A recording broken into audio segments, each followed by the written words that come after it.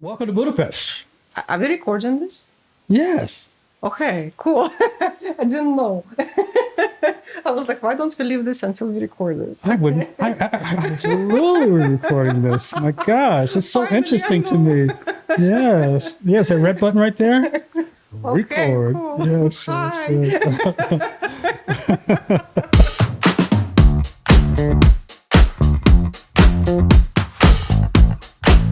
But you're not Hungarian. I'm Russian, You're Ukrainian. You're Russian Ukrainian. Yes, and I'm born in Moscow. How did you get to the U.S.? I got to the US from the business world. Okay. Yes, so because I worked, my first job after university was in Cyprus. I Okay. worked in hospitality in a hotel. Okay. Okay. Yeah, but after 2 years of working there, my contract was finished, and they couldn't renew my visa because there was some military conflict going on in the world, and near Cyprus were like American or British troops, something like that. Okay. And it was like kind of difficult for any foreigner to get a visa to work there, and probably especially Russians, you know. Yes. And this is the first time I was like, no, this passport. Right. Yeah. Yeah, because I had Ukrainian passport too in the beginning, Okay. because my father is Ukrainian, and when the country fell apart, I got the second passport, like also Ukrainian. Then I lived there. But then one woman, when I came to renew it, the woman saw my Russian passport and she said, "No, you have to either keep Russian passport or Ukrainian." I'm like, "Why?" My mother is Russian, my father is Ukrainian. I want to have two passports because sometimes I live in Moscow, sometimes I live in Ukraine. Is that a problem? She's like, yeah, I'm not going to give you your Ukrainian passport back. You can leave now. So it was this way. So she just like took it from me. I don't even know if she has a legal right. Probably she has. And I told my father, and he's like, okay, we'll fix it for you later. And at that time, I just had to go back to Moscow because my Russian passport was also expiring. And I didn't really want to stay in Ukraine because there was nothing for me to do there. Okay. It was like Ungvar, Uzhgorod is a very small town, and of course, like if you compare Moscow and Uzhgorod, like for sure you'll have much more work possibilities and opportunities in Moscow. So you went to Cyprus because you had a job there, and then I came to back to like Hungary and Ukraine, and from there I went to Moscow. you were just trying to find your way, Yeah, right? yeah, because like You wanted to travel. I mean, you wanted to travel. That yes, much? I love Okay. to travel. Okay. First of all, and second, like I couldn't find like a new place to like settle. Okay. Because Moscow was not anymore like my place. I left, right? So I didn't really feel comfortable living there. I would come to visit, but I didn't feel like I belong because see. I also have completely different mentality.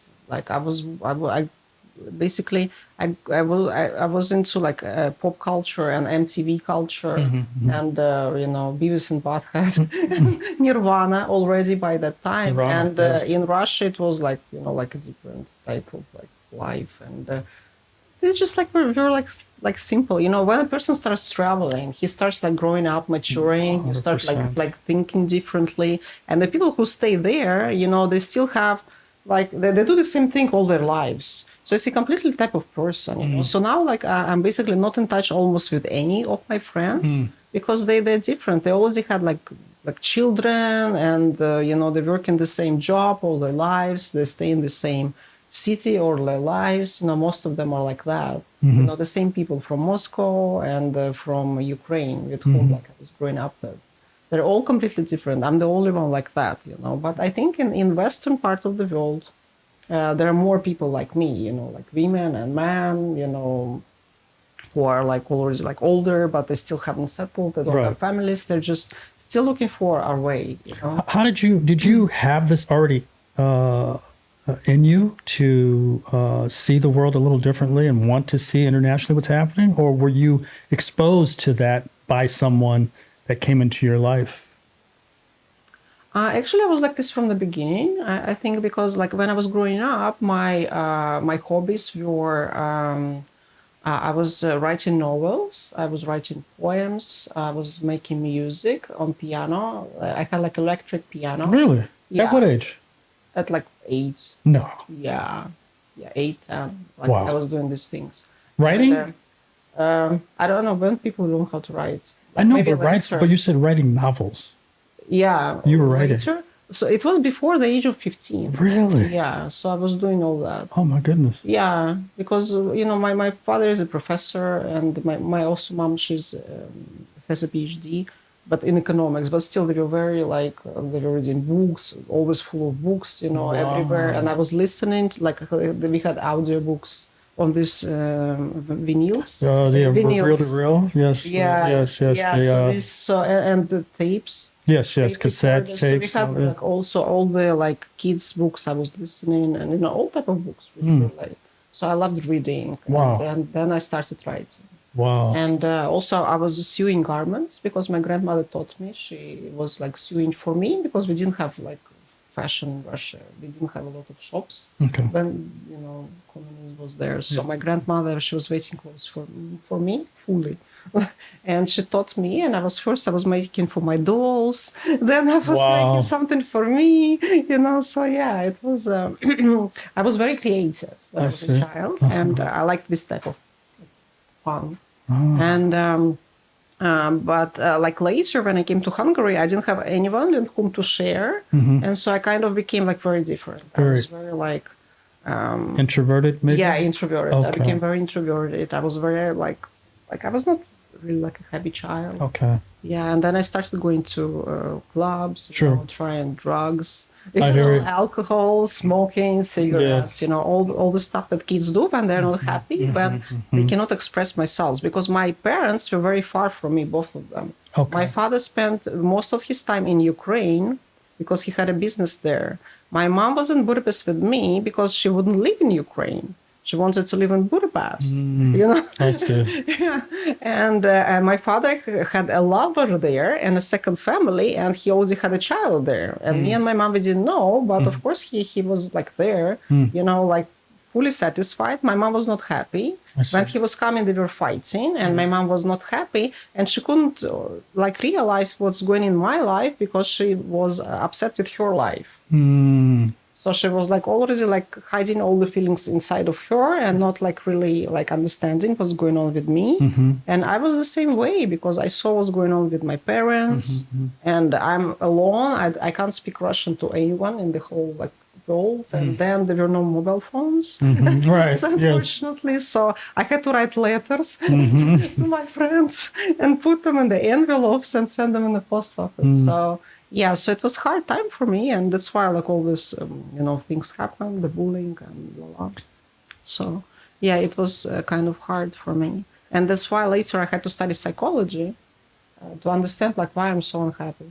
Right, but it sounded like you were very self-motivated to deal with the problems that you had in your life. Yeah, there's always something, when when you set in your mind you want to do something. Then you make the first step, and then the road appears. Okay. So you can't like really. I wasn't then like into like let's say coaching or anything like that. I wasn't reading any of that, but maybe I read the book called Secret. But this was maybe later in my life, so I never even read any of that. But I was just like I was interested. Okay. And curious. What else is there, because the first step for me was done by my parents that brought me from Moscow to Hungary, and I survived somehow in that environment. Then to Ukraine, I adopted even better. So in Ukraine, I kind of learned how to adopt. It was better for me. And then I came back to Hungary, I was already stronger. It was not already a problem for me, because again, I was in an international environment. In Corvinus, we had like people from Hungary and from like all over the world. So it was already easier for me. It was always like, another country. And then Cyprus, it was just a fourth country. And then, and then Moscow was like a fifth country, because when I came back, it was completely different Moscow from when I was leaving. I see. It was completely already different. Already there were like shops and opportunities. It was like full of opportunities. It changed that much. Okay. Yeah. It was. I had a great job immediately because I spoke English. Yes. So I didn't have any problem. And at the time, I was just like thinking, the moment I left corporate world, my salary was $2,500 US dollars, which is now for Hungarians is like very, very high. I'm asking my like friends, how much is your salary? It's like maximum 1,500, maximum. And they have like much bigger responsibility that I had. So I'm thinking I was doing pretty good in Moscow at that time. Of course, now it's not like this, unfortunately, again, because of the sanctions and the war. Would you have stayed in Moscow had things just stayed the way you enjoyed it being there initially? Would you have stayed in Moscow? If the war didn't start in 2014, absolutely. Okay. 2014 was a huge mistake. Okay. And unfortunately, we're still suffering. Let me back up here. So, U.S. What brought you to Miami? Was the first place you went? I've traveled a little bit in the U.S. I went to Chicago, New York. I was Vacation? in L.A. Yes. Okay. Yes. Before you went to Miami, you went to those places? Yes. I was just on vacation. Okay. I saw a couple of places in the United States, like a couple of cities. And so when, in 2014, I was already working as a consultant and, let's say, CEO of our private business, which we had with my ex-husband. Okay. And so when this conflict started, sanctions started coming, and our business, became very problematic. To say the least. Yes, to say the least, because we were offering business services, consultant services to like businesses and individuals who wanted to invest in Russia. Got it. So it was exactly like, oh my gosh, like the end of everything, Unfortunately, so we had to like check which other country we were going. So I went first to Spain in a place called Benidorm, somewhere near Alicante. And I checked for like, checked how was life there. I checked for villa prices there. And I didn't really like it. No, I hear such great things about Spain. For me, we had a different style because my husband was like partially American, let's say. So he had like a different like style. He wanted like big areas. They had very small houses in Spain. Okay. Inside very small and very big outside. So when I saw it, I was like, we're not going to be able even to put half of the shoes of my husband. It doesn't have that walk-in wardrobe. So it's not for me. Maybe they were houses, but they were much more expensive. I see. So for this price, we found a perfect villa in Miami, in Miami Shores. Wow. Online. So we decided, okay, let's just go there. If it's not like, if it's real, like really like cool, Miami, like everyone says. So and if it's a real price, so let's settle in Miami and do our thing there. So we flew to Miami, and the first time I flew in, we went directly from the airport. Just dropped our bags in the hotel and went to Beyonce concert in Miami Airlines Arena. Okay. It was so great. Yeah, I love the show. It was first time in my life when I was on this kind of artist, So it was amazing. I was already in love with Beyonce. with the United States. Oh, the United States. And Miami, because before that I wasn't so impressed. Like New York, Chicago, LA, I was like, what? No, come on. Yeah. Come on. Especially LA. You didn't was have a huge disappointment. Oh my gosh. Sorry, I am definitely huge disappointment. I am Los definitely Angeles. I thought I liked you, but no, I'm kidding. No, I understand. LA can be one of those places that you might, you need, what it is with LA, you need to have someone like myself who's second, third generation LA guy to show you exactly what LA can be, or Southern California, I should say. Yes. But I understand. Yeah. LA is a strange place indeed. Hence me being even in Budapest at this point. So, wow. So Miami, you loved? Yes. Yes. I love it. I love the palm trees everywhere and all these canals and the islands and the luxury villas and the boats. And I'm sorry, LA doesn't have that. I came to like the Venice beaches, like where are the boats? No, no, stop. Wrong place. No, wrong place. I saw homeless people. That's what I saw. Yes. I'm like, how? Yes. It's like the most expensive property in the state. Yeah. And it's occupied by homeless people. It's true. Who is ruling the state? Yeah, it's true. It's very true. Very true. Yeah. Yeah, Yeah. so it was very Yeah. shocking for me. Did you ever get to like La Jolla or San Diego or any of those places? No, there? just Well, okay. Malibu We'll see. and Yeah, that's already a problem right there. You missed out on. Yeah. Anyway, but that's okay. So you stayed. How long did you stay in Miami then? about 4 years. Okay. Yeah, because after living there for 1 year, I separated with my ex-husband. Yeah, so I decided to stay there by myself, Okay. and I applied for asylum. I see. Yeah. So he was American then. He was half American, half African, so he had both. Oh, really? Yeah, but What part? What part of Africa? Nigerian. Nigerian. Okay. Gotcha. Right on. And so we married in Russia. So like we either had to like prove everything and continue in the United States, but we decided to separate because we had different mentality. Got it. And so before we had like connection because of the business, but now the business was like not there anymore. We had to start from scratch anyway. So I decided I'll just do my own thing, because we don't have the love and anymore. It's more like just like I don't know. Yeah, I don't know what you call it. Like colleagues or Okay, something. gotcha. Yeah. So it wasn't fun anymore. And there are like a lot of different reasons. Sure. I understand. After several years of living with a person, you find out that Things that are there are a lot of things that are completely different from the person that you met. sure. Yeah. So I just decided to do my thing, and I applied for asylum, and I was waiting for the green card interview. But at this time, I unfortunately I had the problem with drugs. Okay. Yeah, during this time because I was lonely. Miami is a great place for that. Yeah. Miami is a fantastic place for that sort of thing. Exactly, because as soon as I got like divorced, like separated, of course, I said, okay, now it's time of my life to be sexy and go to clubs and have fun and do whatever I want. Right. Because I was a wife for some years. Now I want to be, independent woman, do whatever she likes. Right. So of course, immediately I met a group of people, and I started going out like 3-4 times per week. Oh my gosh! So it became like my main source of fun. I don't know, and so I couldn't dedicate my time to work, of course. And problems started to happen, and so then I had to stop all that. Okay. And I stopped. Did you were you able to you did it yourself, like the whole cold turkey kind of thing? Yes, cold turkey myself. I wrote about this in my book. What? You're an author? Yeah, I wrote a book.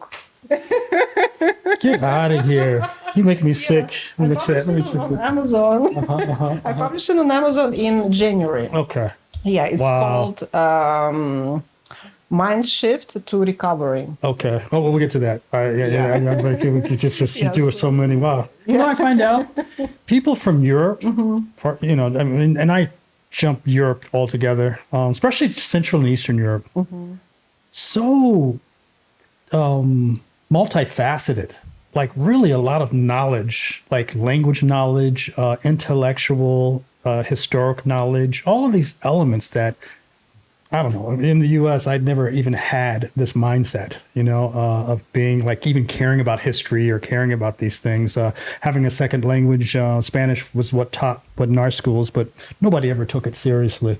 But here in Europe, people like yourself, I find so fascinating because you do so much, so well, and started at such a young age to develop your mind to be in this space. To be so smart so quickly, in my mind. I wonder why that is, and compared to how the U.S. is, as far as people like myself who can't compete with this. And then at the same time, how are we a superpower? How is America a superpower based on that, right? What's your thoughts? I mean, I don't want to degrade us completely, but man, my travels, I've traveled probably maybe 45 countries in my life, working wise, this whole process, and Europe has always blown me away. So what is your thought thinking about what do you think? Yeah. So first of all, Europe has a longer history than the United States. Let's say even like education in Europe, it started in like for sure, like in 1500s or even before that, because they were already like Christian churches, and Christianity brought education. So we have Christianity there like since 2000 years already. And in America, Christianity came when? Like much later. So if there was no Christianity, there was no schools, there was no education, and people didn't know how to read. And if you don't know how to read, you can't get information from written things, right? So you can only know what is said around you, and it's usually like very primitive, because if you live like in a primitive like society, yeah. Like, but even nowadays, people are not going to like, people who surround us, they don't like really always like say things which are like encouraging or motivational or they're just talking about life, everyday life. They're on their phones, if you ask me. Yeah, like right now, yeah. But so if you want to look for something valuable, for valuable information, you have to like dig into a source. And so America just didn't have that source. And we had in Europe like history. And it's like when one person educated him or herself, or himself probably at that time, unfortunately, because women did not have access to that.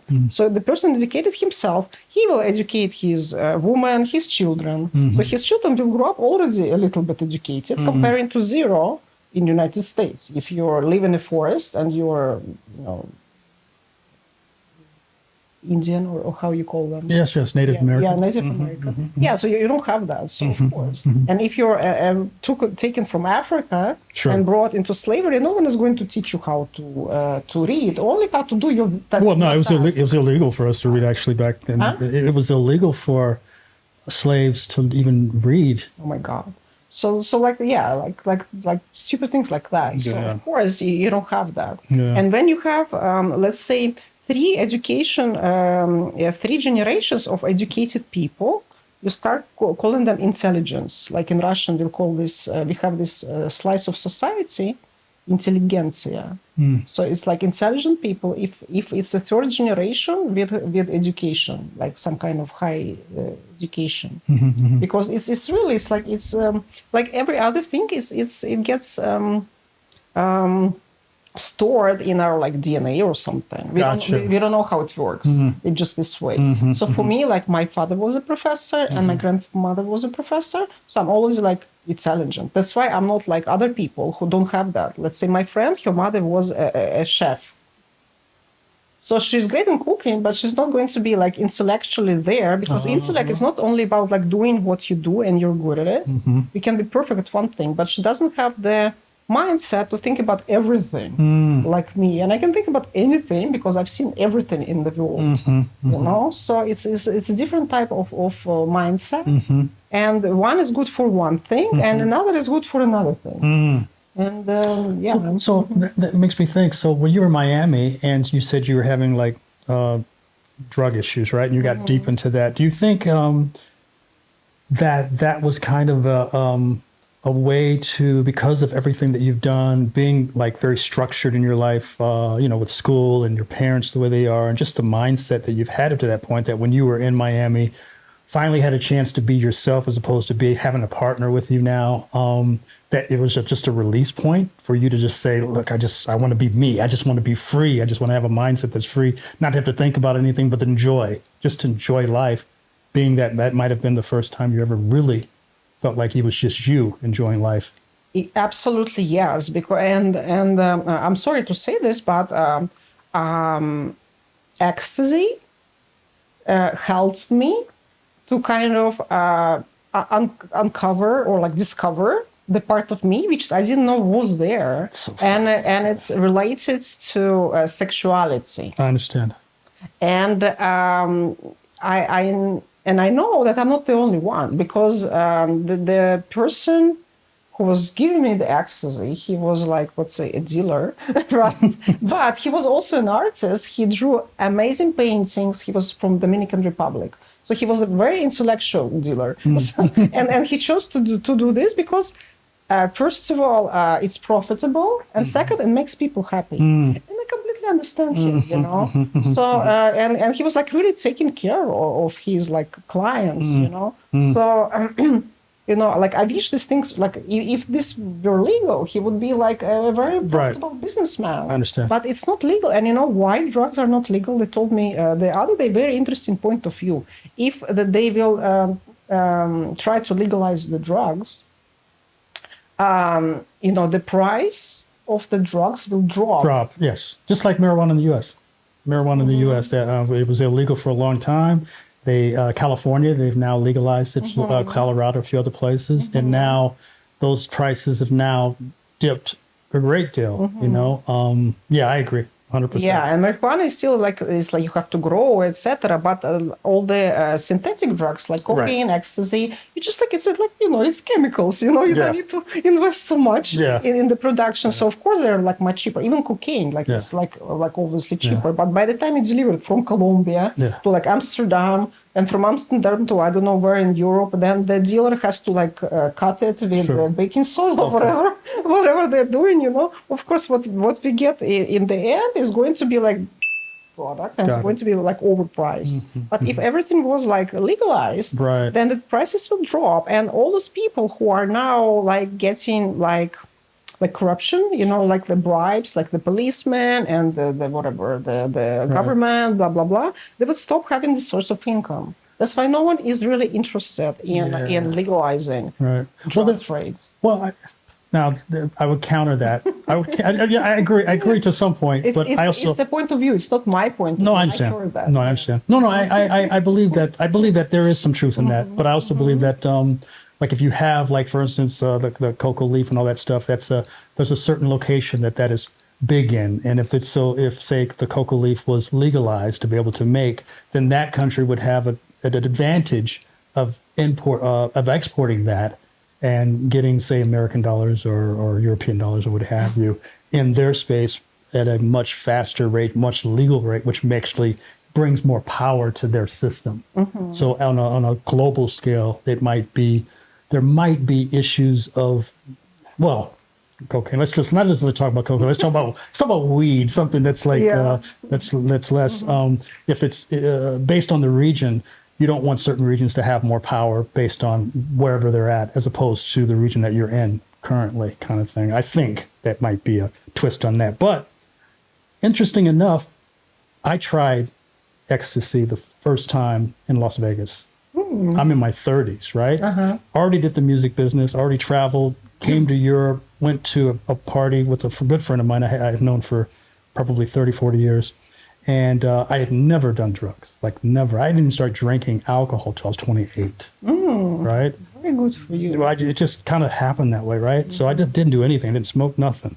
And I went to this venue with my friend, and we were hanging out, and he says, "Ray, I know you've never done this, but this, and I trust him. He's a really cool guy. He says, you got to try this. If you're going to try anything, try this ecstasy. It's got a smooth, I didn't know what he was talking about. He says, but it's smooth up. It doesn't have any speed mixed to it. He was just telling me all this stuff. And I was like, you know what? And I was at a time in my life right then, I thought, you know what? I need something different. I need to try something different. And so I trusted him. I took some of it, and we were on our way to he loved strip clubs. That was his thing. Me, I could care less about them. I was like, what are you going to get out of a strip club? They sit on your lap, they lap dance, they go away. I don't understand this. I love strip clubs. Do you? Yeah. Okay. We'll have to talk about that too. So Miami have great strip clubs. Yeah. 11. Oh, really? Oh my God, I love 11. Oh wow. We'll have to talk about that. I'm curious. So I go into this strip club, and it hasn't hit me yet. And all of a sudden, I feel a little like my brain kind of do this. And I told him, I says, okay, it just hit me. I said, just watch. I asked him to do me a favor. Watch, you know me very well. Watch my energy. Tell me if I'm different, even if I don't know I am. Just tell me if I am unusual or something about me, so that I can kind of document this, so I can have something to go on, right? And he's like, no problem. I'll let you know. We walk into the strip club, we sit down, it's really busy, and I feel myself getting, I guess, higher and higher, but I felt my heart beating faster and faster.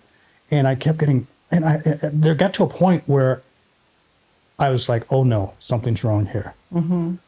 And the further I got higher, the more uncomfortable it felt, right? And so then I get to this point where I'm like, okay, something's wrong here. And we had another guy with us. He was he was in MMA. He was a mixed martial artist or whatever. He became my friend. And he said, and I told him, I says, I got to sit down. And it's a loud place. And I said, I got to sit down. He heard me say that.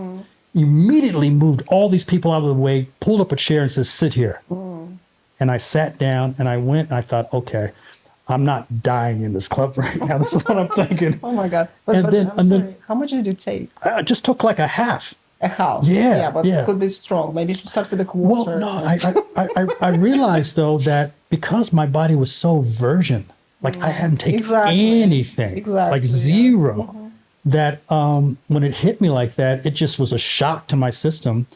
But when I got to this point, when I sat down, immediately it turned fantastic. Like it turned from this to like, Wow. oh my gosh, I'm looking at people and I'm smiling. No, like shy, just being yourself, but not being like an asshole necessarily, just being this person. And what ended up happening was there was these strippers, they walk around the club and they always like say, well, would you like a dance or something? And they're really nice, but they're trying to make money. And I had this one sit down and I looked at her and I says, I can't remember exactly what I said, but I said something to the effect, I just have a question to ask you. Like, with all these men that come in here, you must be really a good judge of character when it comes to men, or in general, because you see so many come in and out. It's like, what is your idea? How do you feel men are as individuals? And that's something to like wanting to know what her take was about men, just in general. She sat there for an hour with me having this conversation, not realizing that I was on anything. And it got to a point where my friend was noticing, like, how can you keep this woman here? Because she has to work, and she knows she has to work, but she's talking to you like this, and he looks at her and says, "Oh yeah, he's on E, you know that, right? I mean, ecstasy, right?" And I was like, "Why do you have to tell her that? I mean, it's just having a conversation." But at any rate, yeah, it was probably the best experience I've ever had in that space. I think I did it maybe 2 or 3 times after that over the years, just trying to kind of emulate that moment. But yes, to agree with you, it's, Bill Gates, I'm not Bill Gates, the Apple, Steve Jobs, the drug that he used, which was LSD. When he used LSD, he came up with Apple. I never tried that. Actually, yeah, LSD, yeah. It's like, I've tried that too, yes, and that's also very interesting. Like, unfortunately, right now I can't like really recall like which one it was, like LSD or ecstasy, which was like maybe like made more impact on me. But I think like both, because like first of all, what ecstasy does is like it completely makes you like happy with yourself, calm, and like shameless. And which is like amazing in a new environment with the new people, and like especially club, because like club is a perfect like spot to enjoy yourself. Like first you call it sport? Huh? You said sport? Spot. Sport. Okay, spot. I like sport though. Sport. I thought that was a cool idea. Yeah, club is good for the sport if you like to dance like me. But also it's like it's like an amusement park, because you meet new people. Of course, because you just like see new people, and every new interaction for a normal person is like, and in a place like club, because obviously you're there for fun, and you can meet absolutely anyone. Basically, you can just come up and talk to them, and it's going to be something interesting. So number one, this, and then of course like the drinks and everything.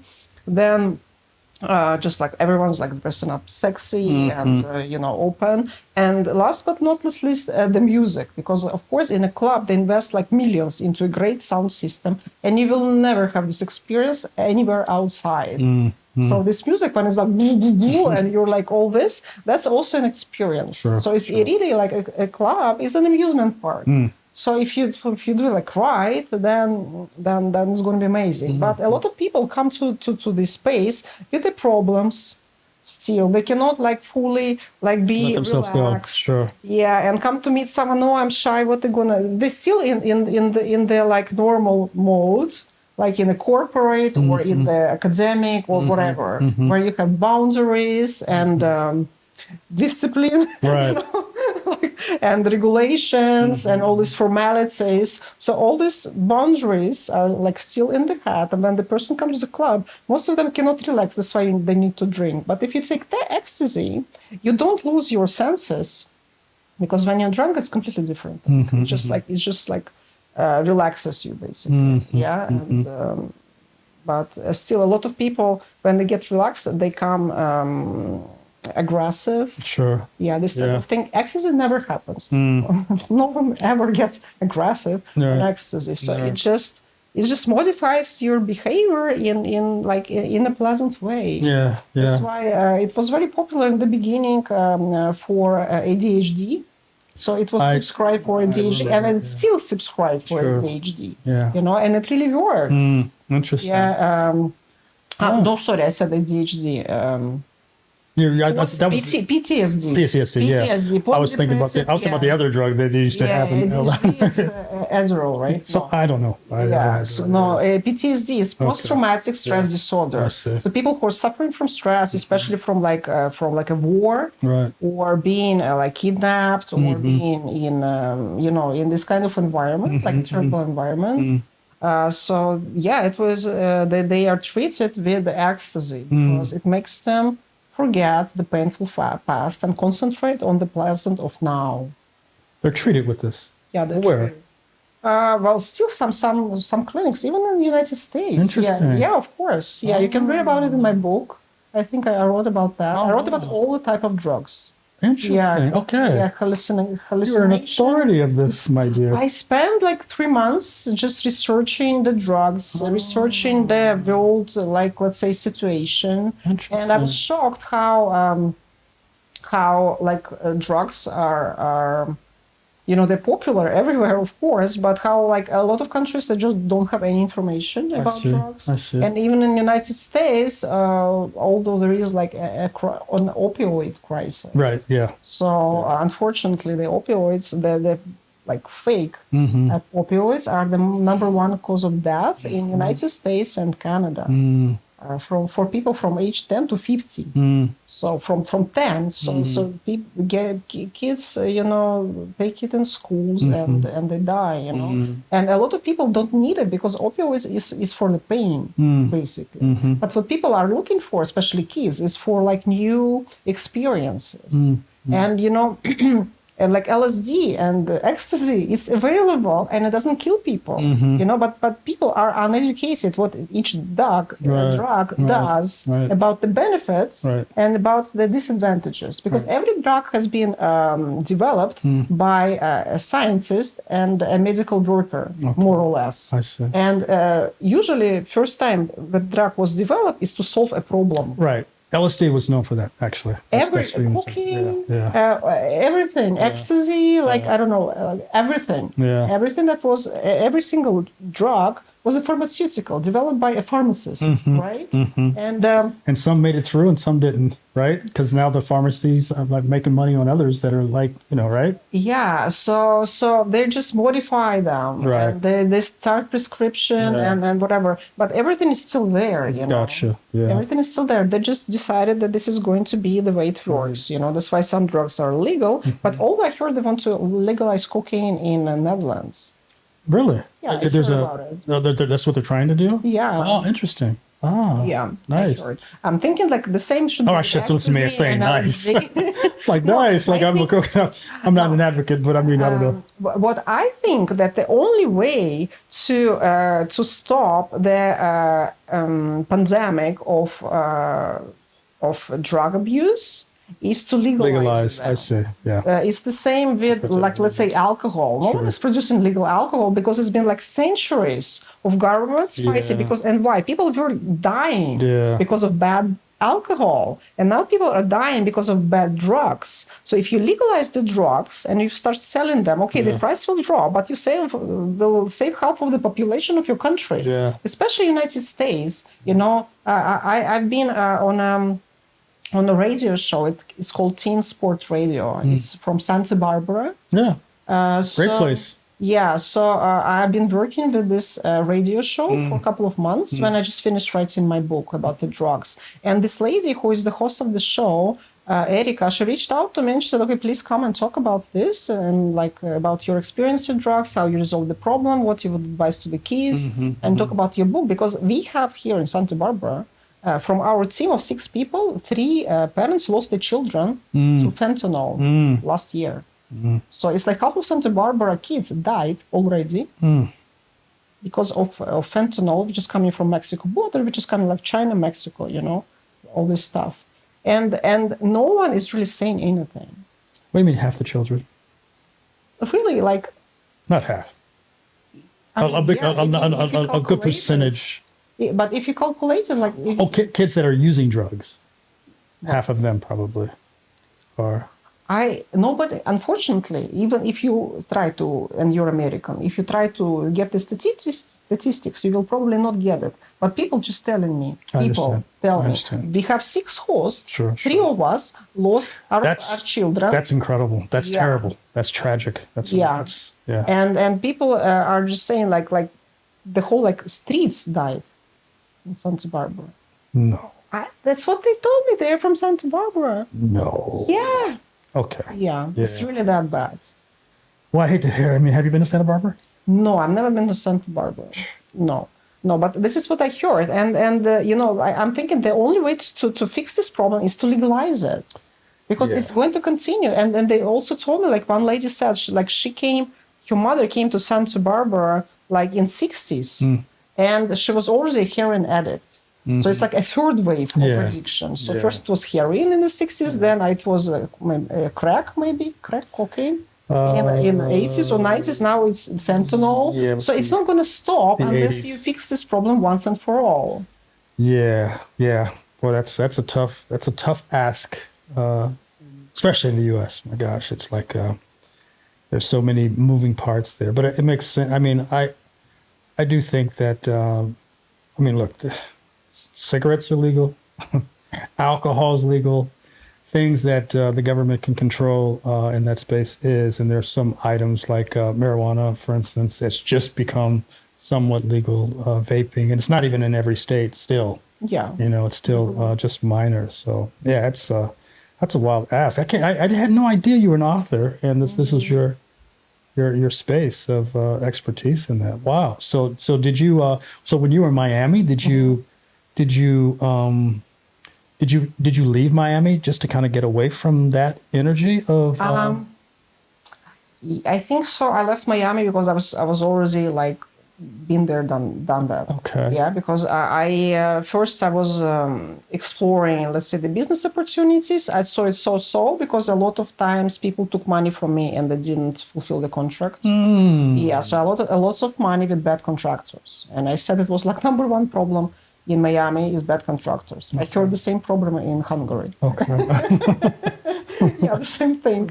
So, unfortunately, I lost a lot of money for that, and then I said, let me just deal with real estate. So, real estate, like you can have like one deal a month for 2 months, and you have the money, and so you don't have to like work every day. Gotcha. So, this is what allowed me having a free lifestyle, and because it supported my lifestyle, but I couldn't like do anything more. I see. I was like stuck. Okay. And I didn't like with me, I get like bored with things after a while. Like I try them, that's it. Let me try something else. So I saw all these people who are partying with me, and most of them were promoters or strippers or even like undercover hookers, and things like that. I was like, I'm not like that. I have education, like I have, a legacy, like, and I want like something more for my future family, whatever. So like, let me go and try something else. So I stopped that and I turned to church.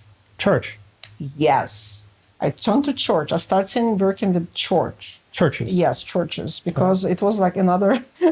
It was another experience for me, because one of my trips on drugs, one of my drug trips ended up with me having a vision.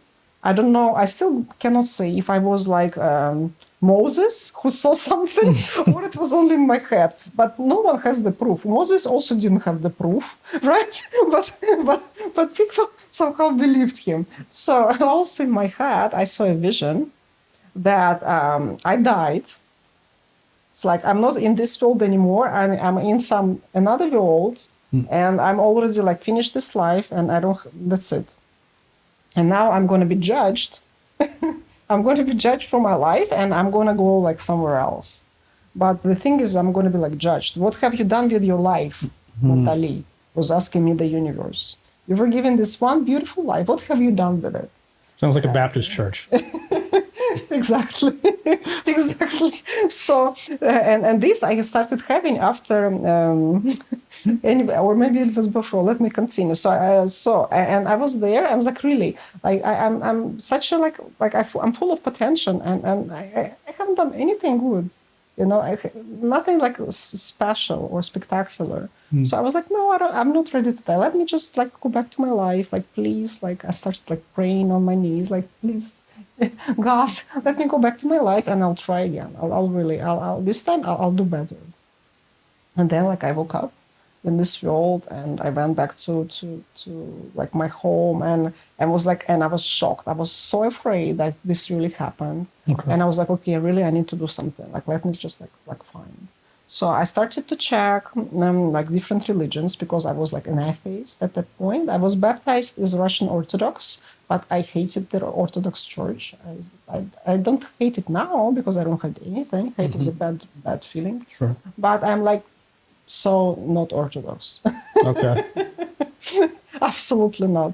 So that for me was like a no. Then I was married to a Muslim man, and that for me was also a no. That was you were married a second time? No, I was. Oh, the same gentleman. Wives, Okay. the same person. Yeah.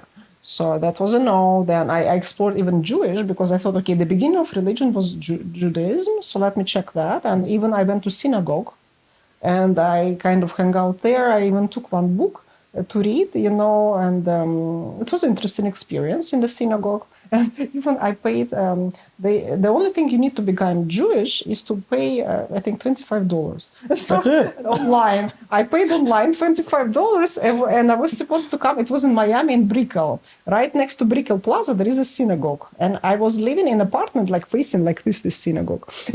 So I had the view. Yeah. So I went, that's why I went there, because I was interested. So I was still like pending to become Jewish, and then I decided, let me check Christians. Yeah, and then I was once at home, and I found on my TV Trinity Broadcasting Network, which is a Californian-based network. What are they called? Trinity. Trinity Castle. Trinity, Yes. They were. TBN. I totally know where that church is. Yeah, no, it's a network. Trinity it's a network. Broadcasting Network. It's a network on cable TV in America, in Miami at least, TBN. Oh, and they broadcast all the Baptist. Because there used to be a Trinity Church in I think Covina. Was Covina? I wonder if it's California. Yeah, Trinity Baptist Church was a big. Yeah, for sure. But this is the whole network. So they see. have a lot of pastors, like them Pentecostal, I think. Gotcha. And they're those ones who have like stadiums. Yes. And I was like, oh, you know, what is this? What's going on? And I started like watching them, and I loved it because they were wearing normal clothes, and they're talking like in a great way. They're like coaches. Yes. More like coaching. And I was like, wow, this is a church. This is so interesting. So I was following like many guys, and then one time I saw the broadcast of Billy Graham, who has passed away. And he was like, it was an older one, and he was still young, so very handsome man in a suit. He was like, turn your hearts to Jesus Christ. I was like, oh, I was like in love. I was like, oh my God, men like this exist. And the whole stadium came after to get baptized. I was like, me too. So I was like, yeah, I need that in my life. So I Googled the churches, and I found just like 2 blocks from me is First Miami Presbyterian Church, which is the first church ever built in Miami, and it was sponsored by Tiffany family. So inside it has Tiffany glass made, in very beautiful way, and it's a beautiful church. Yeah, so I went there the first time, and the first thing I saw when I entered the church is a huge table full of cookies and like sweets and a coffee machine. I was like, wow, these people drink coffee after the mass. Like really, like wow. And then I came inside, and there were like all these normal people just sitting down, and a pastor who looked like a normal guy in a suit talking about like interesting things, like Jesus Christ and people, and like he was a normal person, and he was like trying to be an example how people should be, and this is like the whole point. I was like, wow, he's so right, and it was beautiful. And then in the end, they played a song. So like the music band came there, and the guitarist there was like a guy full of tattoos, and he was just like sexy. I was like, oh, is this really a church? I'm coming every Sunday. And that's what I did. Basically, every Sunday I came to the church, and and in the end, so everyone gets up and we sing, and then we see it's like karaoke, basically, because you see the words and everyone is singing. Hilarious. And I was like, I'm in love with this church. Hilarious. I'm so in love with this church. And we came out, and everyone was drinking coffee. Church karaoke. Yes. And everyone was getting to know each other over coffee, and we were all neighbors. And some people were from Brazil, some people were from I don't know, Colombia, some people were even from Russia. So I met like Russians there. Wow. Everyone there, and I was so like in love with this. I love it. Okay. And next Sunday we had a boat trip from the church. It was free. So of course you can put some donation, but otherwise you can just come and come on the boat, and the boat will take you around Miami for free from a church. I was like, this is like the best church experience I had in my life. So I was like in love with them. And I started coming, and I got to know everyone, and I started helping in the school, because Presbyterians have a school for kids and a theater. So when everyone comes to the mass, like kids are like actually in school. So it was like perfectly organized, beautiful church, and it was like a small, tiny, beautiful church in the middle of high rises of the people. Wow. It was fantastic. So I That's was the way really, church should be, actually, if you really look at it. It's the helping the community, the process, you name it. Wow. Yeah, it was perfect church. Like I love it. I highly recommend to every church on planet Earth to take example from First Miami Presbyterian Church. I love it. Wow. So it was great experience for me. But I started already drifting away from most of the Miami lifestyle. So what's the point of being around with the boats and parties if you're not like using that? Yeah, and I was already thinking like, what's my next step gonna be? I see. And at that time, my mom called me because my father, like he almost had like a heart attack, almost, and he was like in bad condition. And she asked me to come back to Europe. Okay. So to Hungary, Ukraine, whatever. She was in Hungary. She was in Hungary. She was already still in Hungary. Okay. Oh, okay. So she asked me to come back to Hungary. I said, okay. Let me come back. So I just packed some stuff. I thought maybe I will come back later someday. But basically what I did, I dropped it's like I didn't wait until I got my green card. Gotcha. But left. So now if I have to go back, I need to process, some things, because basically I don't know how it's going to be. Right. If it's still valid, if it's still not, I don't know. I never came back since then. But like, I have good memories still, because like I saw the bad side of Miami, but I said also saw the best side. Right on. So I know that people who live there, they're all kind of people. Yeah. Like people who are drug dealers, people who are priests, pastors. I met everyone. So Miami is like a little bit like my home. Wow. Still, it will always be in my heart. Beautiful. So if you So if you lived anywhere in the world, you would go. Is that you would consider that being one of your favorite places to live still? Or absolutely. Okay. Yeah, Miami. Yeah. I loved it. Interesting. So if I could easily go, without processing all the visa stuff, I would totally go. Okay. Because like even just to pick up my things, because I had an art gallery there for a very short time, and I have some paintings that are still there because I bought them. And what don't you have? What don't you do? Yeah. Unbelievable. Yeah. So I just like trying new things. I think this is what life is for. Some people have children in the beginning of their life, so they have a huge responsibility, and they must devote their life to their children, which is normal. But some people like me, like first want to have maybe like full experience of life. Okay. And then when they're ready to have the children as well, because Right. they can be a good example. They know what to. You're talking to the choir. We say, in church, you're talking to the choir. I waited a long period of time before even having my first child. So yeah, wow. And so then you came. So coming back to Hungary after that, how was that transition then? Because you thought you were going to be here for a short time, take care of family obligations or what have you. Your dad got healthier at some Yes. point. Okay, Yes. excellent. Yes. Did you? Once you settled here, did you know, okay, I'm not going back necessarily, I'm going to stay here? I couldn't really settle here because I came just before COVID. So when I came, I came here. I spent 6 some years time. ago. Yeah, 5 years ago. End of 2019. 19, Yes, yeah. just before COVID. Yeah, so I came here to Hungary. I spent some time here, got to know some people, and then I wanted to do real estate business. But I had to go back to Russia to fix some documents, and also I wanted to go in Moscow to a real estate show with a partner, with a Hungarian partner. It was in February or in the beginning of March. And also my grandmother's birthday is in February. So I thought, it's a good idea for me to go to Moscow. I will see my grandma, who I didn't see for I don't know how many years.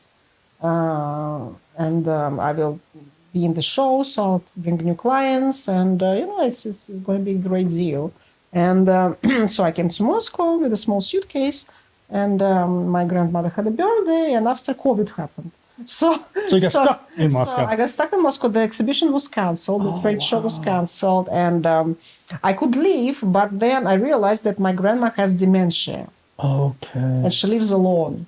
Ooh. And I'm like, I called my cousin. She's like, what are we going to do with grandma? It's like, well, right now we can't take her to hospital because they're full. We already checked. She can't stay with us because they have small apartment, 2 kids. It's impossible. So she'll just have to be like alone, but we'll find her sometime. So I said, okay, let me stay until we find something for her. But COVID happened, all these things happened, and I was like, okay, I don't know when I'm going to find even someone, and I don't know how I'm going to live now, because remember, it was unbelievable happened. All the borders closed. It never happened in the history. Never in the history. Yeah, so I couldn't predict that, unfortunately. And so I basically was stuck living with my grandmother in an apartment near Moscow, and taking care of her. So giving her like pills, injections, blood pressure monitoring. You were taking care of her? Just like cooking for her, because she was like, when you have dementia, you kind of become like a child. Yes. So she was like, let's say, 5-year-old baby. Okay. Something like that. So yeah. You were in the right place. Yeah. So I was there, but like it was like so like bad for me, because if it was somebody else, then yeah. But when it's your own grandmother who kind of from your child, she was always like a role model for me, and now she's like, it's very big switch for the brain. And since I don't even have children, it was like very big shock for me, to take care of someone like this. And especially with the medical condition, she was acting really weird, not like a child. Child is sweet and innocent, but this is completely different thing. Because sometimes they get angry, and they forget things, and it's very annoying. And they won't recognize you. They will call you different names. It's also very annoying. So it's all very annoying and like very, very bad for the psyche. Sure. Say, yeah. And I was like, what am I going to do not to go crazy? I was like, okay, psychology. Let me study psychology. So that's when you decided to study psychology. Yeah. So I found, to understand what's happening with your grandmother, so you can have more empathy for her, for the situation. And to realize what's going on with me, because I couldn't find a partner, because I was so different from everyone else. And I didn't like everyone the way that, it was like a long term. So I was trying to understand all these things, and I couldn't find a psychologist for myself. I talked to different people, but they didn't have my mindset. Yes. Yeah. So I'm like, okay, they're in different life, like how are they gonna help me? Right. I need someone to talk to, not to like give me like pills. Yeah. To be calm, just Take like, this. yeah, to someone, just to talk to,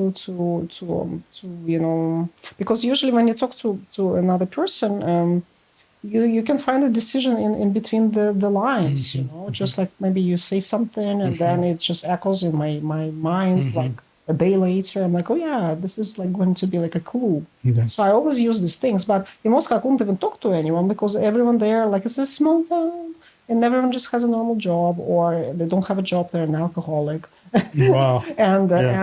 and it's so pathetic, and there is like nothing going on there. It was a military base before, and they had military academy, and my grandfather was working there as a teacher in the military academy, and it was great at that time. But in 2020, military academy, a long time gone, no job, nothing. Like nothing. Everyone has to go 2 hours drive to Moscow to have a job and then come back. Otherwise, you just have some online job or maybe delivery, work in the delivery, food delivery. So it's like very, very primitive, and you don't get like people to talk to. And so, of course, I turned to online. So I turned to psychology to just like understand how the mind works and how I can find a solution for myself, not to be upset with myself.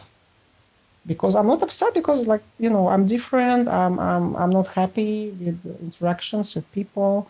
So I had to solve this problem. So I started studying psychology online. It was great because it was very few schools at the time who offered this type of opportunity to study online. And so I could just switch from, I just put my business administration diploma for them. And they gave me like a diploma after I finished. Like you have another qualification. I see. So I'm like qualified to be a psychologist. I see. Yeah, so something like that. Was it a school? Where was the school located? Was it like a European school, or was it No, a? it's a Russian. It's a Russian school. Russian. Yeah, Oh, I Russian. Studied in see. Russian. I see. Yeah, it's a Gotcha. Russian university. Gotcha. They have sociology, psychology, Got it. administration. I So see. they had this I opportunity. see. I see. So yeah, I took it and it was great. So it helped me to understand myself, people. That sometimes the brain just doesn't, Yeah. function the way we think it's functioning. And so it was a great help for me. So this was from one side very good. But then another thing, I was alone. I didn't have any fun at all because there was no like You couldn't go anywhere. nothing. Yeah, nothing there. You couldn't go anywhere. So of course I turned also online to look for exciting things. So first I was on dating websites like Tinder. So Right. first I was on Tinder. But on Tinder you meet so many people, and most of them they're just like normal people, of course. Right. Yeah, because most of the world, 19% of the world is pretty much the same. Sure. About the same thing. Yeah. And me, I was in a different category. I wasn't interested in that anymore, so it was difficult for me to find a connection. You just got back from Miami. Yeah. From ecstasy to church To church. to Billy Graham. to my grandmother's apartment. There you go. Exactly. Yeah, so I was, I needed something like more exciting. Yes. Yes. Yeah, so I started looking for different other things or different other websites, and I found a BDSM dating website. Wait a minute. BDSM. What does that mean? It's BDSM. What does that mean? It means many things: bondage and discipline, then dominant and submissive, and then sadist and masochist. Okay. Yeah, so this is what BDSM stands for. Okay, Yeah, gotcha. all together. Yeah, but in general, it's like a role play. Okay. It's an erotic Got it. role play. Got It it. doesn't have to be sexual because, like, let's say half of BDSM is not about sex; it's about power play. Dominance Yeah, dominant or submissive. or submissive. Yeah, yeah. So all this I found out. I was like, you. Oh, what is BDSM? I googled. Well, Yeah, so I was like you, and of course it got me so excited. Because I love new things. I can't contain mine. So it got you excited because it was something new. It was something new, something I never knew it. You never knew existed. And something. So you were curious. I was curious. Got it. And it was something which looked like forbidden, Okay. like a forbidden fruit. Interesting. Yeah. Wow. So, okay. So please continue. I don't even have to know how to phrase my questions, because it's such an interesting space. Yeah. Yes. Dominance, and submissiveness. These elements are in play with two individuals generally.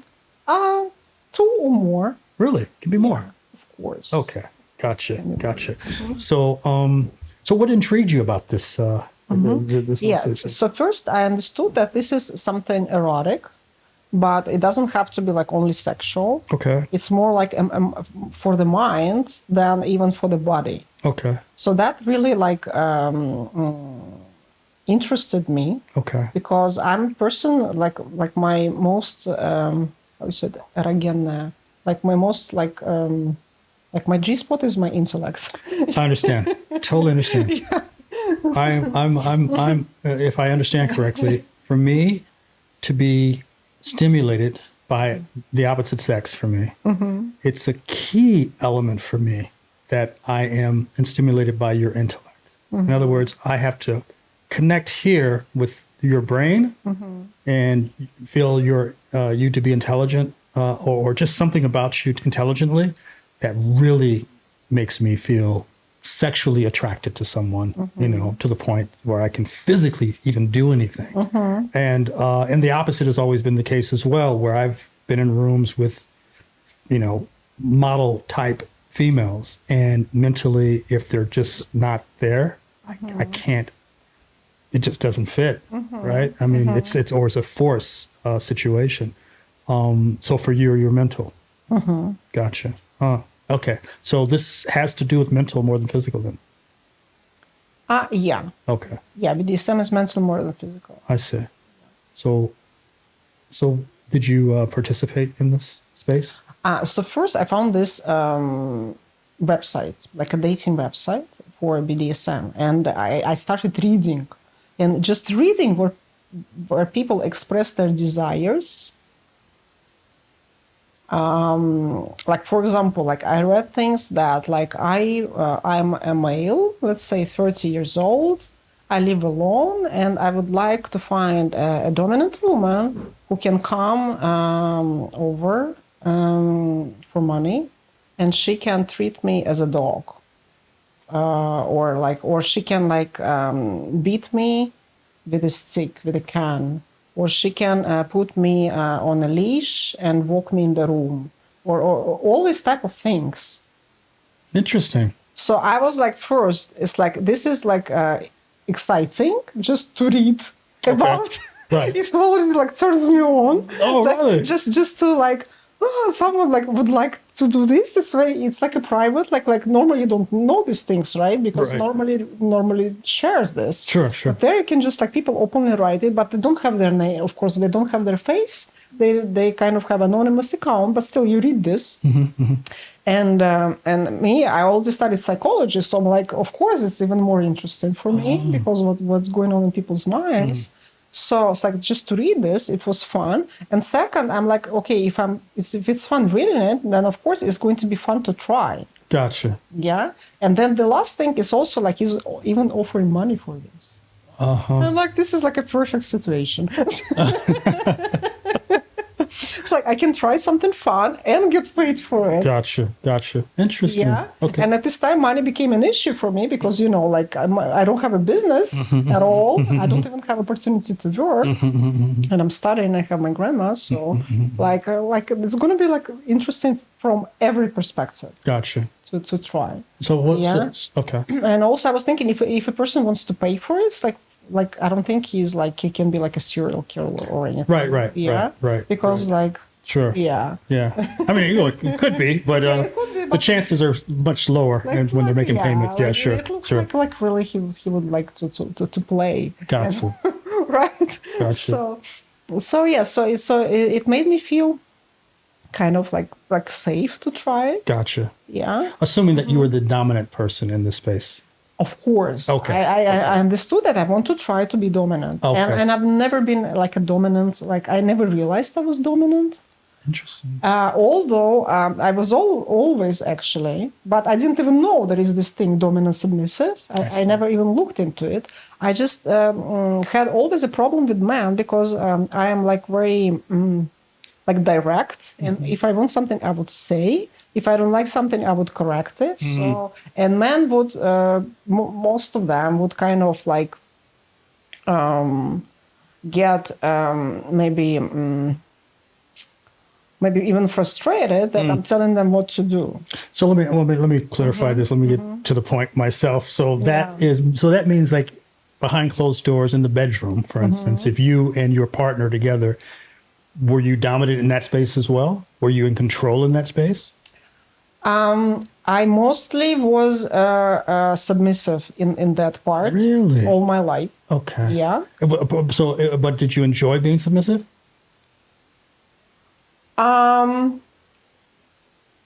I would say that I didn't get all I wanted from my sexual interactions. Okay. Never I see. in my life. Got it. Oh, never. Like Like before zero. that, before Yes. before BDSM, no. Yes. I always wanted something like more Okay. there. So it was not like just like simple sex was never enough for me. It was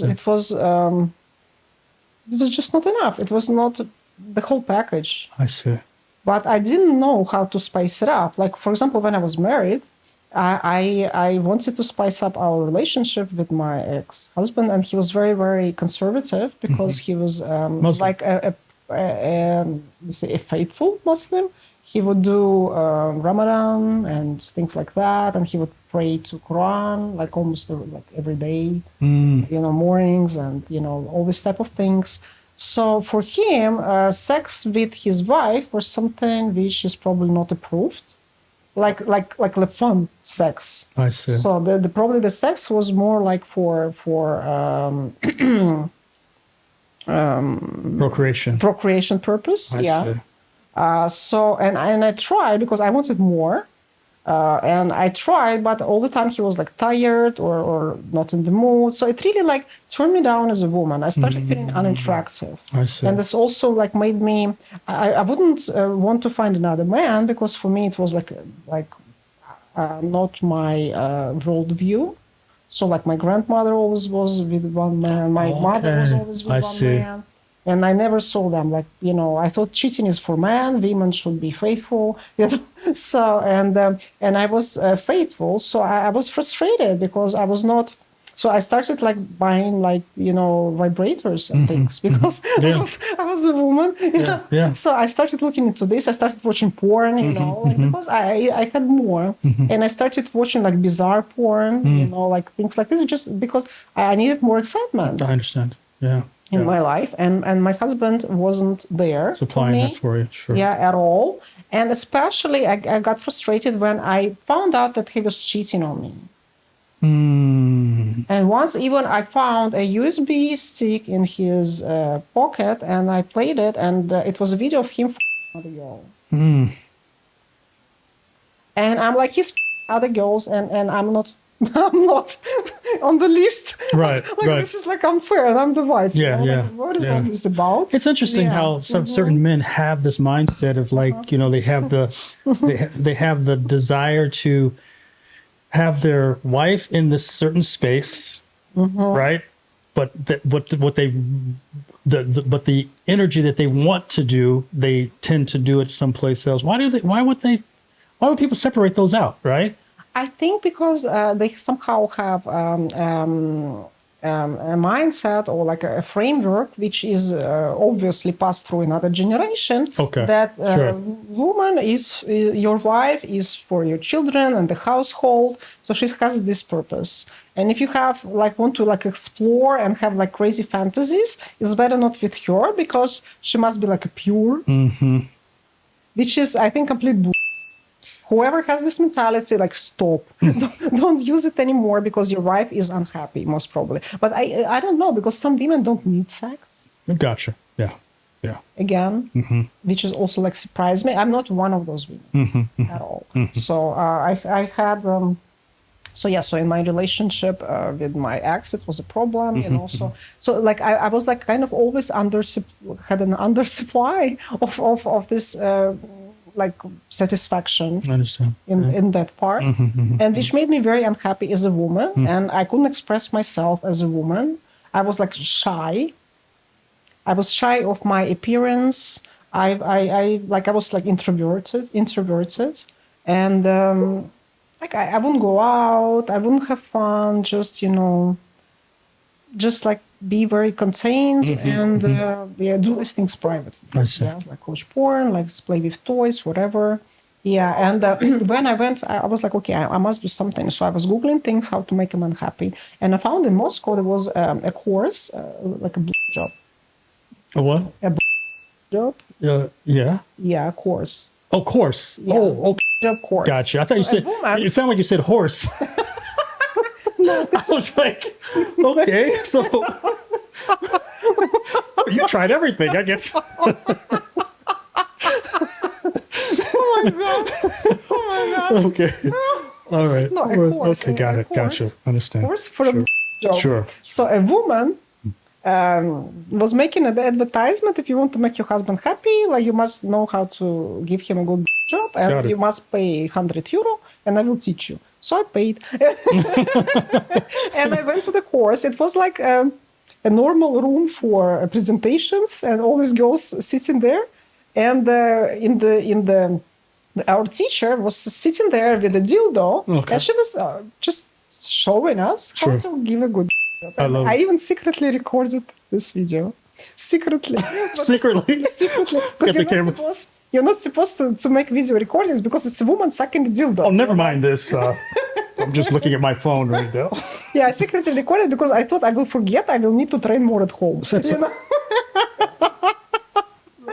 That makes all the sense in the world to Exactly. me. Yes. So I came home happy, like I have a new skill, and I wanted to show it to my husband, and my husband said no. He said no.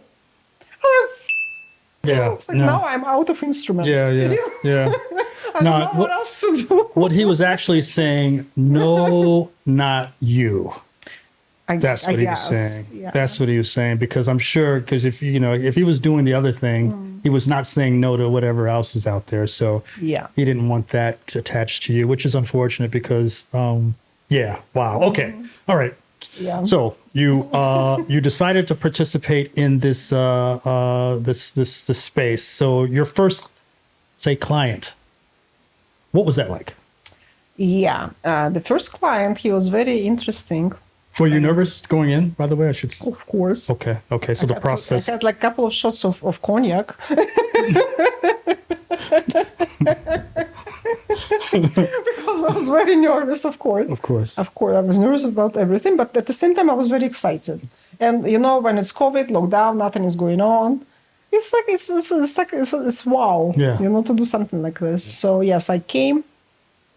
And the guy picked me up with the car, and brought me a huge flower bouquet, like roses. And, beautiful. And he was like a very nice guy. He was I think a dentist or something. He had his dentistry clinic. He had a nice car.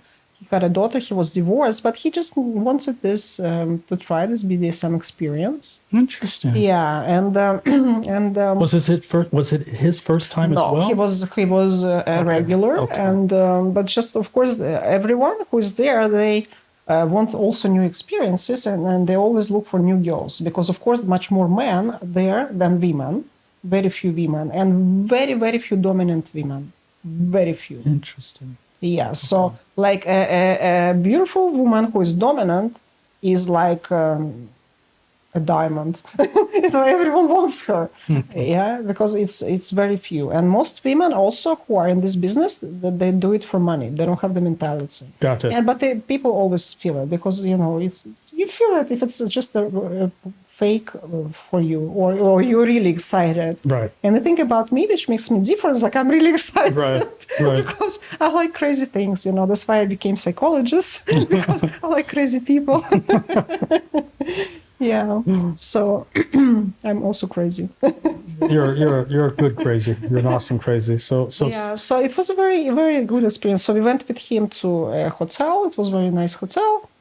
And I told him it's my first time, but I want to try. So he basically taught me how to torture him in the way that he likes it. Yeah, and after he gave me some money, it was like €100, but it was good for me, like good fun. listen, Yeah. torture. Explain. Yeah. Tell me what this. I mean, what level of torture is it? It's like everyone is different. So some people just like to do something with their nipples. Some Okay. people look to do something with their, I don't know, penis, okay. or I don't know, like different, or just see. just like canning. Okay. When you hit someone with a stick and they have like red marks all over their ass. Gotcha. Yeah, so nothing like too bad because like it was my first time. I Sure. didn't know my limit, and of course I didn't want to like harm I see. the person unintentionally. So were you like hitting him one time and he's like, "Oh, did I hit you too hard?" Or, was it those kind of Actually, it was situations? easy, Or but okay, like all the like private parts, Sure. I didn't want to like really like Gotcha. mess up anything because I can be strong.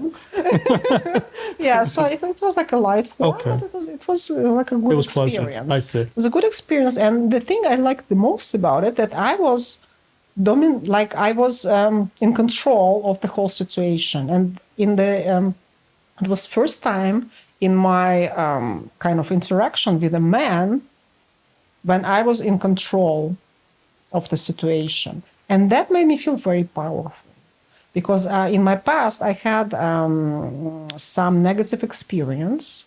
So I was raped 3 times, actually, unfortunately. In different countries at different time, so of course it wasn't like something like bad, but it was without my permission, and it made me feel very vulnerable and very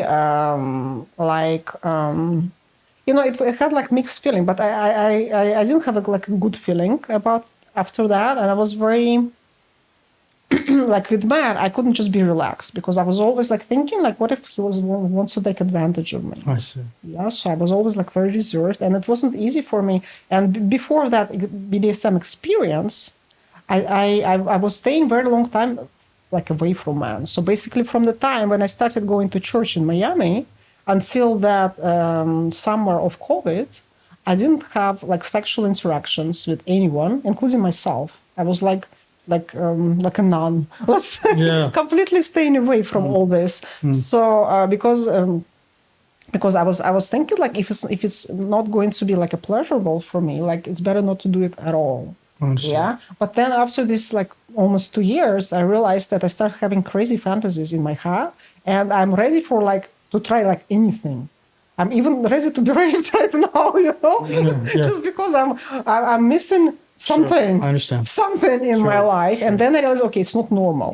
Yes, so I have to like go back to like sexual activities in some form, but just it has to make me satisfied. I want to feel powerful. I want to feel in control.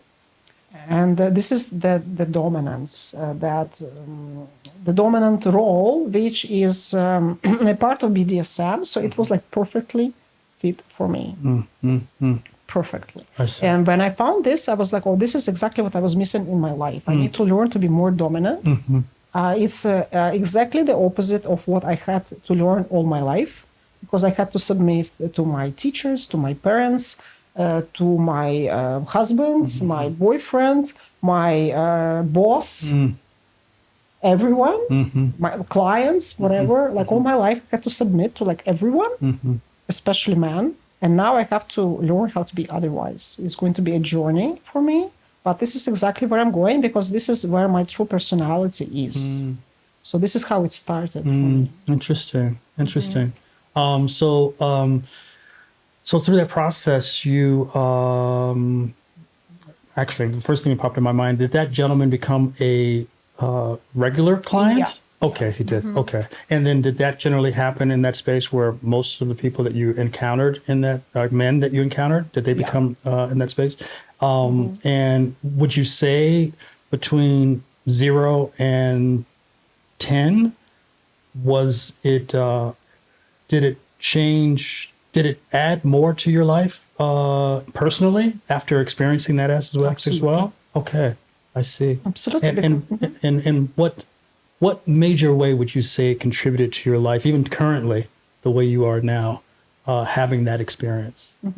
Like, Yeah, so basically he taught me how to be in control of the situation. Okay. And when you're in control of something so like intimate, like a naked person in front of you, yeah, like I wasn't naked, but the person was naked, and I was like basically I put him in handcuffs, Yes, and yes. I was doing whatever I wanted with him.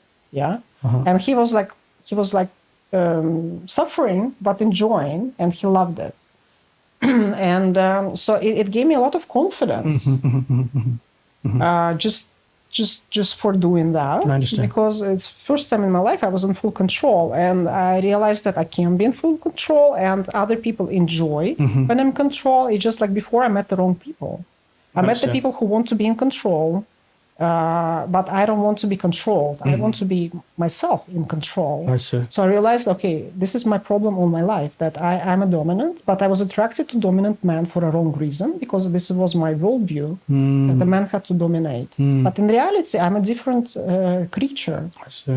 I have different type of mentality. For whatever reasons it happens, I don't need to analyze myself. Yeah. I don't care. You know, I'll rather spend this time not analyzing but living the life and participating in experiences that make me just push my boundaries. Do you think that in the space that you're in now, or going towards, or do you find yourself in situations that you have this dominant force?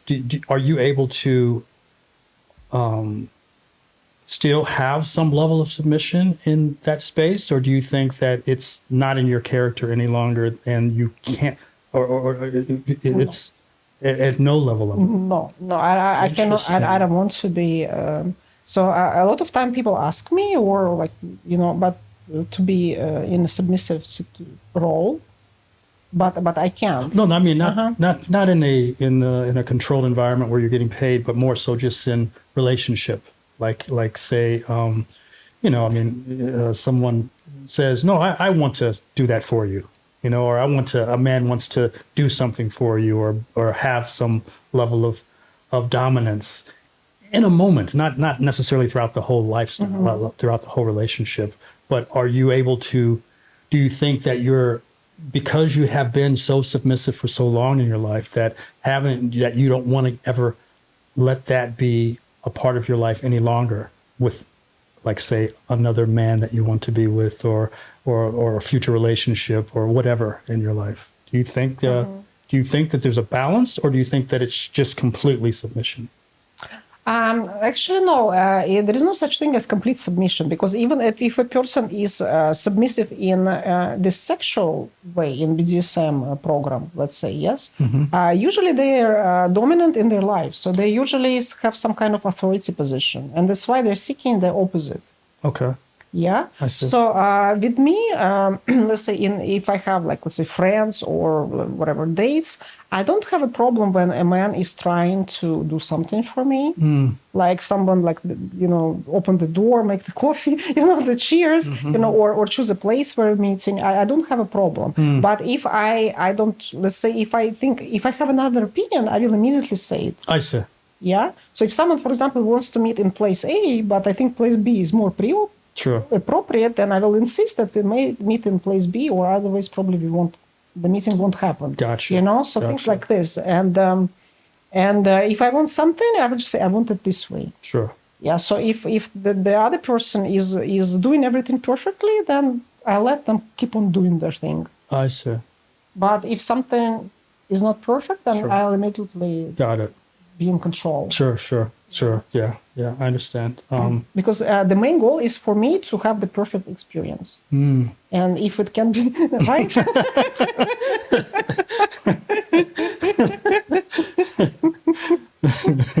Yeah. Well said. Nice. So basically, the rest of COVID, you spent your time in that space, basically. Until the end of let's say until December. Okay. Yeah, Okay. I more or less was there. Okay. Like playing and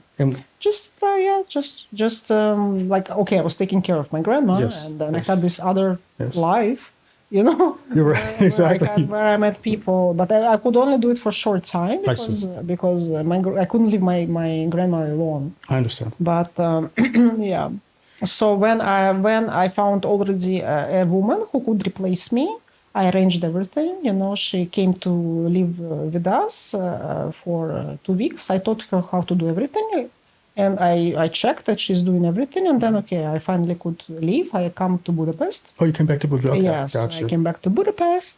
And the first thing I did in Budapest is looked for a BDSM website. Did you? Right on. In Hungary. First thing, and I love it. found. Oh, yes, really? I found. It's called SM Pixie. Okay.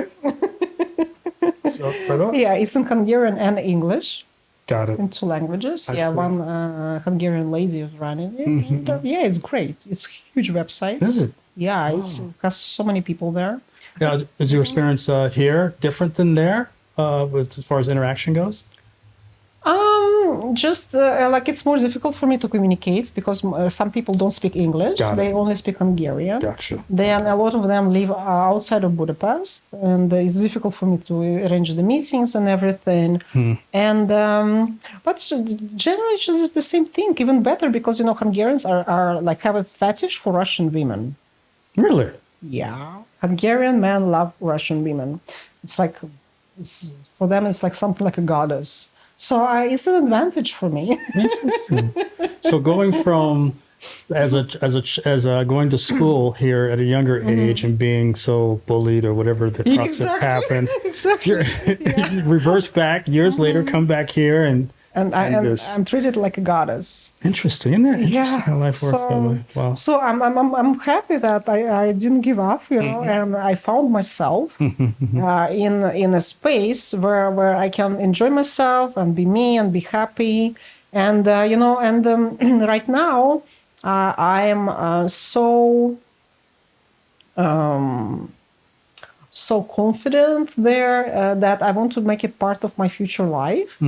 And I decided to kind of combine it with the psychology, which I was doing, and but make it in a more entertaining way. Because you know, when I started working as a psychologist, I struggled to find clients online because 90% of men with whom I would have a screening session. Yeah. Screening session. Yeah, it's like the first discovery session, whatever you call it. The first meeting. For psychology? Yeah, the Okay, first okay, meeting. gotcha. Discovery meeting. No, you're How right. you Yes, call it. yes. Yeah, when you just call each other like online, you have Yes. online meeting, and you talk about the things and you suggest your solution. I So see. 90% of men they thanked me, but they never like became my clients. Got it. And but I had so many men like wanting to meet with me and communicate with me, but my solution that I offered was not for them. So they said like no to my solution. Thank you, but no thank you. Yeah, thank you, but no thank you. So I realized that, okay, it's not the fault of these people. It's just like I cannot find my focus group or my target group, or my product is not well. My product is not good. That's it. It's my product sucks. I understand. Okay, Very so intelligent. I had, and as a business development manager, you know, I can't just like continue life like this. So I need to fix my product. I need to fix my product, and that's what I did. I said, okay, let me try this. This was like a week ago. I was with my friend at home, just like having some drinks and talking about life. So I said, look, like, listen, I want to work in the psychology field. I want to work as a freelancer. I never want to work for corporate world again because it's been already like 10 years and I don't want to go back there. And also when I worked, I was like again, like shifting into this framework where I cannot be like sexually like even attractive, not to mention like do some fun things, you know, because it's completely different mindset when you have to have like a serious job. So it's difficult, you know, to combine. Yeah, absolutely. 100%. So like I'll rather like still be like a freelancer or maybe like become an artist or do something like that. And maybe I even want to try becoming a music artist. I know that I don't think I am a good singer, but I could rap, for example, because like back in Really? the days, You're a of course, rapper. I'm not a rapper, but I was just like thinking, like if I used to write poems and music, and I have so much to say about social Sure, issues, sure. that and no one wants to hear what I'm just saying or writing. Maybe I'll rap it, and I'll have more, and I'll be topless while doing it, and it will just like bring more people who can hear. Awesome. You know, Yeah. and this is what I'm trying to do right now. You know, I gotta say this. Like, I like that you think out of the box a lot, and that you're willing to try. Your mind is so wide open. As a intellectual, though, right? You're not dumb, right? I mean, you're I'm here, you're here. Like mindset, I think. You know, I see that you're a brilliant mind. We're just here. It's not like there is no hierarchy of an intellect. Right. It's just like it's like a universe. You're like in one galaxy, I'm in another galaxy, and we interact like Yeah. 10%. Okay. Yeah. So I'll take that. I'll take that. Okay. You know, but at the same time, you have this other side of you that you do not hide. You don't suppress it. You know, you're not anymore. fearful. Because I suppressed it for all my life. Right. But a lot of people don't. Yeah. A lot of people don't publicly feel comfortable about being that individual. Yes, but I discovered a part of me who is an exhibitionist. And you must, if you want to be popular on social media, you must be an exhibitionist. I think just in life. I think in life. I think you walk down the street and your energy has to portray this energy of being just that, you know? Yes, and when you have, whatever you want to exhibit, it must be very, Authentic. authentic, and it must be wanted. Wanted, yes. Yeah, because you can display something which is not wanted, Right. but you will not get the right result. So there are a lot of exhibitionist men, which I heard about in my childhood, which just come out in the forest, take off their coats and show their penis to kids. so this is not a good way to express yourself. Man, never do this. Yes, never definitely. do this. If you want to be an exhibitionist, then find a way which is like sexy, creative, and it will like people will like it. You know, I have so many positive things, you know, that people say now since I started like little show. Let's say I have so many men writing me like I'm just like making their day. And even I met the man the other day, and he said like what I'm doing is like it's really remarkable, because like from all the like bad things that happen, like, let's say in people's life, and there is so much negativity in the world, around, in the streets, and especially in media, social media, or like TV, whatever. Seeing something which has only like positive and fun, it really can make a person's day. Yeah. And when I heard this, I realized that I don't need to like force people to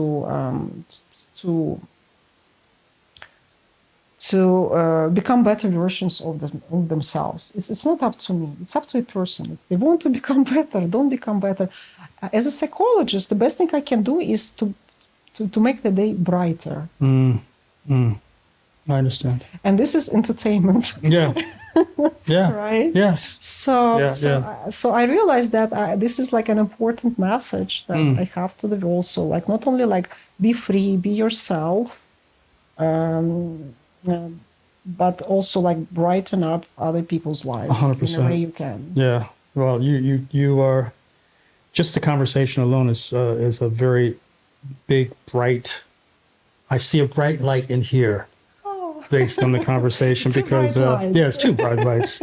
Based on the fact that that who you are, what your goals are and how you are free to be who you are. And that to me, it's a very, I'm very proud of that aspect. Just meeting you, having this conversation for the first time, really proud of that because I think that not enough people actually are willing to be themselves or even learn about who they are as individuals, right? And you to do that is great. I'm looking forward to our next conversation in regards to this process. And I have some ideas that, like I think we should have people calling in saying, "Oh, okay, I'd like to talk to her about such and so based on whatever." I mean, I just some things I'd like to, that I have ideas based on this. It's just incredible, really, what you've brought to enlighten me with, and I believe that you can be a light to a lot of people that need to hear your message. 100%, Jesus. So how can people find you then? I mean, what would you say do you have a website or do you have something that? Yeah, so my website is still dedicated to my psychology work. Okay. It's drnatalimei.com. Dr. natalimei.com. Gotcha. But it's psychology. You can find my contact there, but there is nothing there about erotica or sex because I have to be careful because I still have my mother and my father. Got it. And I had to block their accounts on Instagram and Facebook. I understand. Before I did something like that because I don't want them to be traumatized by a wrong understanding of my intentions, and that's why I'm not going to touch my website. Got it. But so it's the best for me is to find me on social media, on Facebook, on Instagram. Gotcha. I'll send you my links, but Absolutely. you have them. Absolutely. But Yeah. And also I'm starting OnlyFans. Okay. Yeah, so I have OnlyFans. My name is Dr. Eve, like DREVE. Got it. Yeah. Dr. Eve. Dr. Ooh, Eve I like on that. OnlyFans. So I'm going to be running it by myself. I don't know how to do it, I see. but I'll try. I'm not sure if I can do it though, because as I understand, OnlyFans have banned people with Russian passports from monetizing their content. So I don't know. I have some paid subscriptions, but already somebody subscribed. So I'm just going to check if I can take the money or it will be stuck in OnlyFans until the war is finished or something. Oh my Then I God. will have to find something else. Then I'll just have to stick to whatever, Facebook and Instagram. But if I cannot monetize it, I will leave the OnlyFans for as my marketing tool, as my funnel. Right. Let's say Funnel, yes, right. my funnel, and I'll monetize it privately. Sure, Because sure. a lot of people just want to private conversation with me or private video for them or a video call. Absolutely. Yeah, so Yeah. I can still monetize it there, and because as you understand, it's my primary source of income. Right. I don't have a job, guys. That's why I managed to remain sexy because I don't have a job. you remain. Get this girl employed. This lady here deserves to have everything coming to her. 100%. Wow. Well, we will have to do this again. 100%. Yeah. I'd like to talk more about the different topics that we've talked about, and find people need to hear this message more. Right, putting a smile on people's faces. I'm eager for people to just hear this interview because I think that will attract a lot of individuals that are just interested in asking questions, talking. They'll probably hit this interview and say, look, I have questions down in the comments. I'll probably put a lot of stuff in there and I'll have to have you back so you can answer those questions freely, and put a smile on everyone's face, Yeah. I would love to talk again with Okay. you, and I loved this interview. Awesome. It was absolutely unexpected. I didn't know it was going to happen. I had no idea. He didn't tell me. No, I didn't. I thought we were having coffee in Starbucks. That was the plan initially, but I started thinking, you know what? Maybe we should have a conversation. Yes, it's the first time I'm doing this interview since they call it coming out. Coming up. So this is an exclusive, right? Yeah, it's an exclusive. Well, It's the thank first you. time, Thank you. and Thank you. it felt so good for me also just to Okay. explain what I'm doing Excellent. to people, because a lot of people, including Arpad, He's like, what are you doing? What happened to you? And he was insistent that like, I'm worried about you. And I didn't like this negative energy because people think that I don't know, there's something wrong with me. But in reality, this is the real me, guys. This has been me all the way. It's just I was hiding myself deep inside me, but now I'm here. Nice to meet you. I love it. I love it. Well, I'm glad I met the real you. 100%. Never change for nobody. I know I don't have to tell you that, but never change. And we will continue this, guaranteed. Yeah. Okay. Yeah, we should. Thank you. Thank you. Thank you. Appreciate it. Thanks.